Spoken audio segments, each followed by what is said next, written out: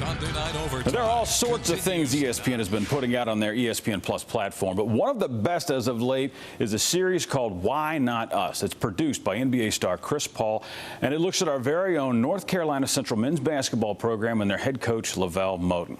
And the one word that keeps coming up about it is authentic. All right, so to get in depth here, let's bring on Coach Moton. First, thanks for hanging out with me, Coach. And first question is why? Why would you grant someone that much access to your program? You know, I don't think it was one particular thing. You know, this summer I was contacted by, a couple of people who were interested in doing a documentary, and it kind of shocked me because I was just in quarantine.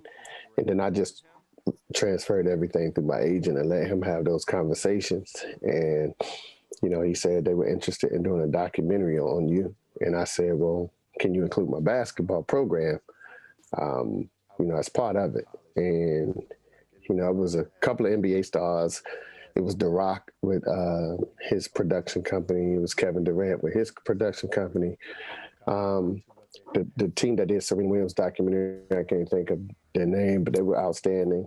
And I ended up choosing Chris because of our relationship and, just the North Carolina thing. And I thought he would get it. I thought, someone knowing me would understand me a little more. And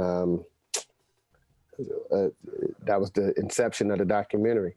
A week later, they shopped it around and ESPN jumped on it after a week. And so here we are. And so to answer your question, it's been cool so far at times, the majority of the time, to peel back the layers and shine a true, authentic light on HBCUs and myself and my program. My job is pretty easy. I just get to be myself, right? It's not a lot of script. It's not a lot of, hey, go back and do this again. It's none of that. It's just, you got a mic on, you do what you do, you say what you say, we edit it, we put it on TV. And so I'm really just being myself. And so I think it's the first episode showed a true, authentic light of that in our program. Yeah. When they say a day in the life, they mean all day. Now, what is it like for you and the players having cameras around like all the time, documenting everything? I wasn't really concerned about me. We did some mic'd up situations before. I've had some ESPN games on TV where they mic'd me up. So we did some all access practices, like all of that stuff. We do this every single day. So after 2 minutes, you don't even remember the microphones are on you. You don't remember who is filming you. You don't care. You're just trying to devote and immerse yourself into your program. My concern was my family and my team. My wife is very private. We're very private as a family. Just my kids. Val is okay with it. My daughter Brooke is like, she see a camera, she want to go the other way. It was difficult at first, to say the least. And I think after the first couple of shoots, because they've been shooting for 4 months, right? So after the first couple of shoots, it's their family now. The whole production crew, it's their family at this time. So did they let you see the daily cuts or the briefings or whatever it is, to see it before it went out? And did you find out anything new about your players that you may not have known before? I didn't see, nor did I want to see, the daily production stuff, right? Honestly, I just do what I do and just do my job. And I allowed them and I trusted them to edit it and cut it up in the way that they should cut it up. And I wanted to get to know my guys through the episodes, right? I know my guys, pretty well, right? It don't take much for me to know them, but, to dive further into what they're actually experiencing and how they're feeling. I thought it would be an interesting look for everyone. This documentary is, again, it's true. And it's not a reality show. It's not scripted. You see us in our best times and you'll see us in our worst times. And we have no problem with that because the competitive essence of manhood is to win, right? And so We're all working on one common accord to win. And when we don't, there's problems. When someone gets off that track, there's going to be problems. And we do whatever we need to do and fight however hard we need to fight for them to get back on and move in the right direction. So what do you hope this will do to show people about the experience of going to an HBCU? I think it's the first. So anytime it's the first, I think it'll be transcending. I can't recall anyone having a documentary on ESPN that was an HBCU program. I know we've done some historical stuff like the Black Magics, and those things were phenomenal, but never in real time have we ever seen a documentary on a top basketball program. And, you know, I just think it's important that, you know, they show and highlight our, but also showcase and highlight, and we didn't run and try to mask our challenges.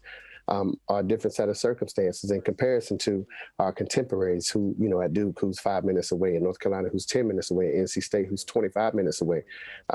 We're striving to be on that level. And we have a long way to go, but it feels like a short time to get there because the rich get richer always. And it almost feels like your university now is an iPhone. And you have to update it as much as you can. And you got to go buy these apps and purchase these apps. And if you had the iPhone 1 years ago, that was pretty cool. But now they on the 12, so you're 11 behind. And so that's the analogy that I use to say, look, we got to keep track of this thing. And we have to be able to operate on a level playing field the same way everyone else is operating. Now, it's been out for, what, a little over a week now. What's the response been like for you? Man, it's been incredible. The response have been incredible. We were on a Zoom call, you know, with all of Disney, right? It's 70 people on this call, you know, myself and Chris and Stephen A. and the president of Disney, Bob Iger, like the list goes on, like all the execs and the higher ups. And we had a celebration toast because everyone was so excited about the feedback. Now, I haven't heard one single negative word, right? And so I don't say that with tongue in cheek, and I don't say that being oblivious to the truth and being able to accept constructive criticism. I just haven't. I just think people are blown away just by the true authenticity, right? And so everyone, the most used word, you know, in describing this documentary to me was real, or, you know, something that was synonymous with authentic, or, you know, just being truthful. And that's all I wanted to be. I wanted to be real. We don't coach how someone at a blue blood may coach, right? We, no disrespect to them, but they have a lot more people on staff where some of the emotional situations are delegated in the responsibilities of others, right? And so after the 2 hours on that basketball floor, I still had to prepare these young Black men for the world, a world that honestly is not in their favor, a world that really don't care about their feelings, a world that really has them at the bottom of the totem pole, you know, as we speak. The world that at any minute a policeman is still able to kill you on national TV and get away with it and get paid administration leave. That's the world. That's the reality we got to prepare for. When y'all go out tonight, make sure be safe and get back in for practice tomorrow at 7. Like, no, I have to go over what happens if the police pull you guys. It's almost like driver's ed all over again. So it's a culmination of all of these things. That's my responsibility as a coach. And, you know, I consider it a high priority of mine.